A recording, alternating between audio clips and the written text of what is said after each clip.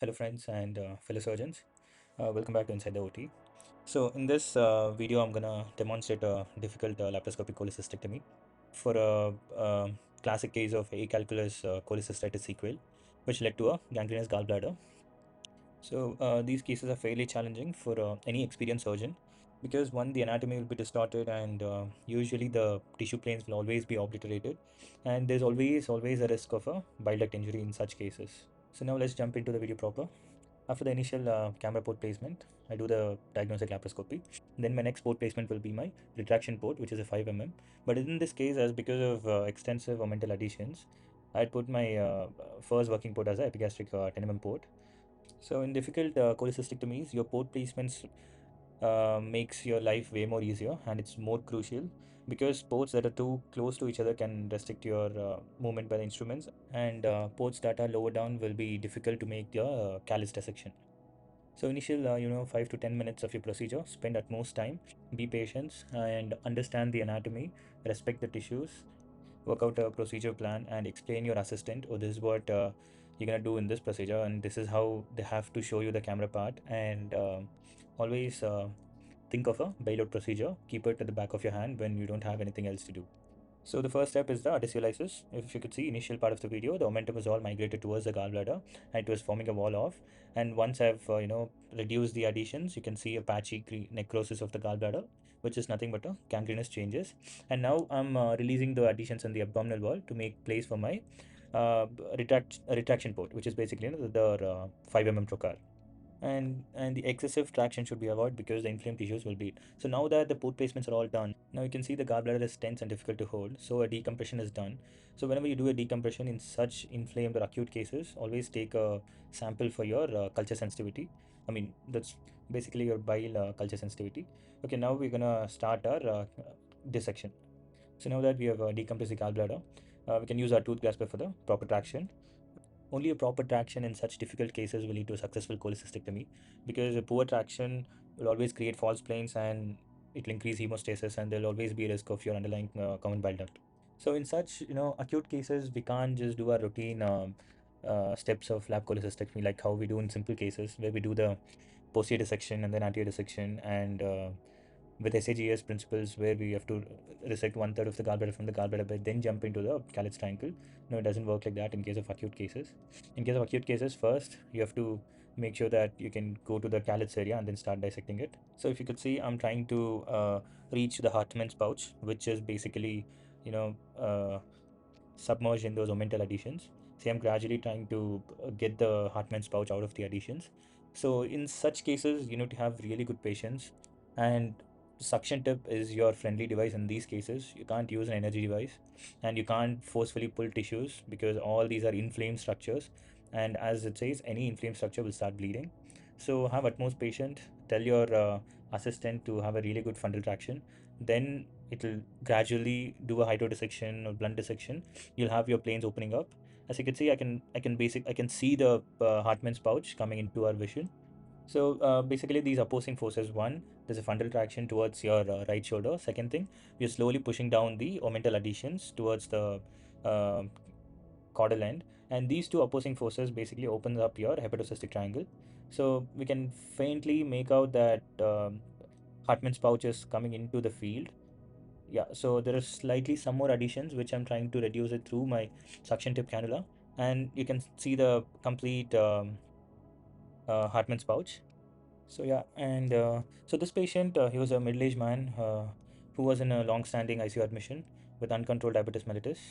So initially he had come for a uncontrolled diabetes, then that was treated, and then he developed acute right upper quadrant pain.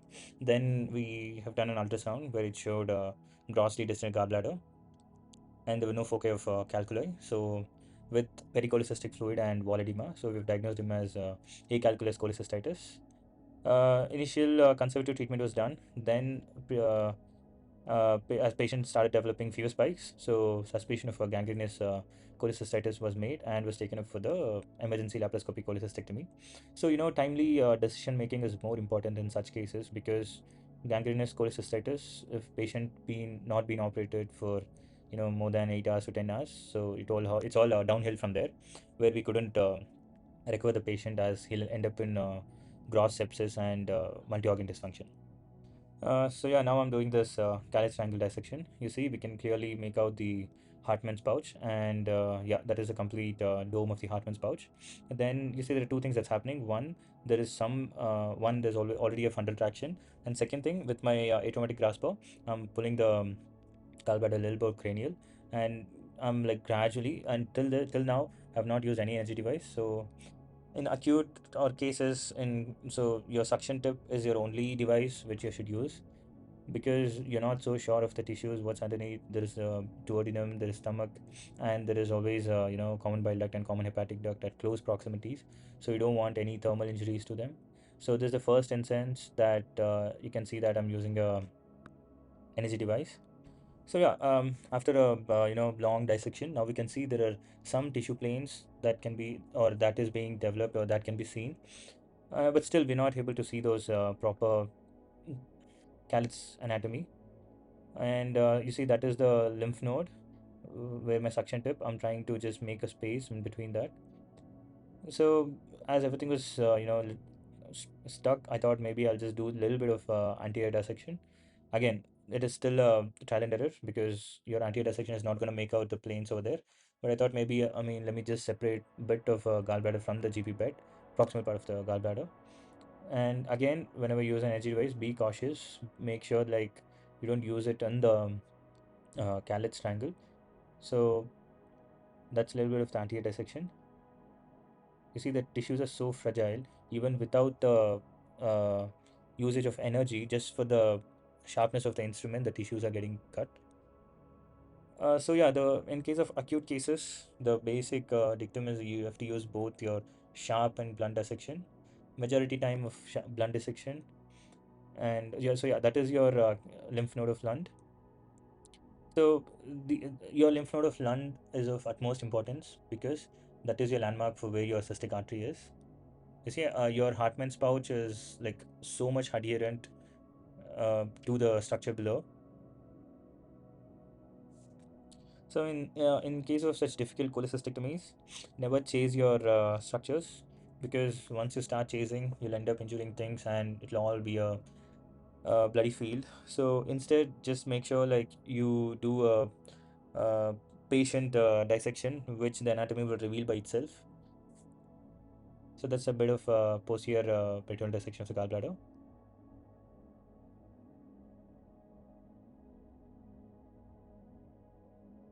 And one more thing I want to tell you guys is, say if the anatomy remains unclear, in spite of careful dissection, you've taken your time, you've done your best, say the anatomy is still unclear, and Calot's, you can't dissect it.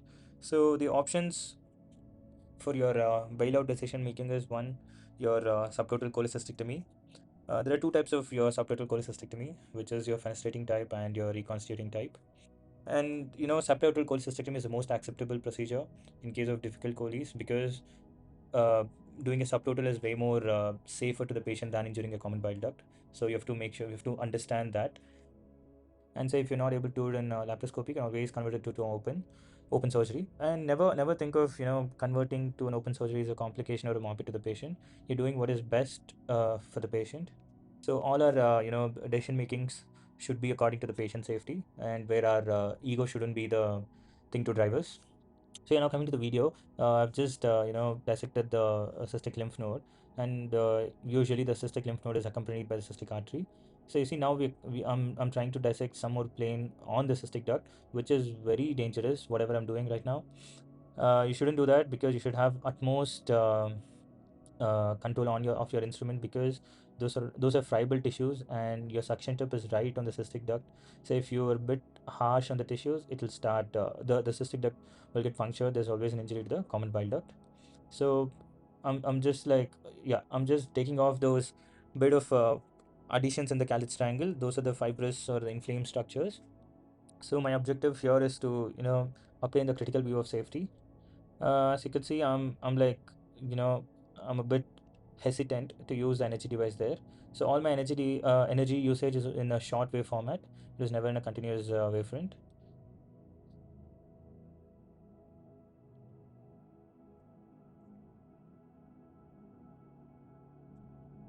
So I'm trying to make the window between the gallbladder and the gallbladder bed,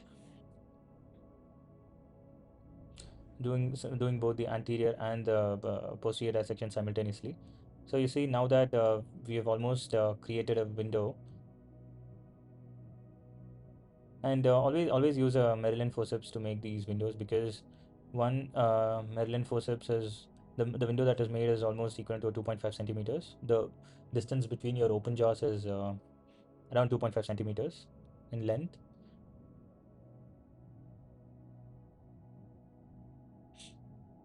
So you can see we're well above the Ruvius sulcus. Now you can see Ruvius sulcus is faintly showing up. Okay, I'll just take off the gauze and then you can see the Ruvius sulcus. Doesn't no matter what the difficult cases or simple cases, there are few principles, and the principles you should always stick to the principles. One, uh, your dissection is always to be above the Ruvius sulcus. Number two, you should obtain the critical view of safety. Number three, you should always clip above your Ruvius sulcus, never below the Ruvius sulcus. So if you stick to the basic principles, and if you make your time out and then assess the tissues, then the risk of CBD injury is neglected. You see, that is a common bile duct where the cystic duct is joining.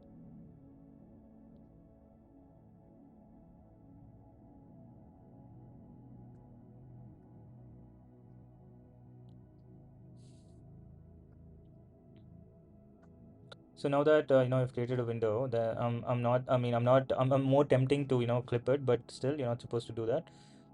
The principle says you have to before clipping you have to obtain critical view of safety. So what are the components of critical view of safety? It is only two structures that are entering the gallbladder. Number one. Number two, you should dissect proximal one third of the gallbladder from the gallbladder bed. And the last one is the hepatocystic triangle must be completely cleared of the fat and the fibrous tissue. So once I have achieved all these three components, or the three objectives of the critical view of safety, then my next step will be clipping of the cystic duct.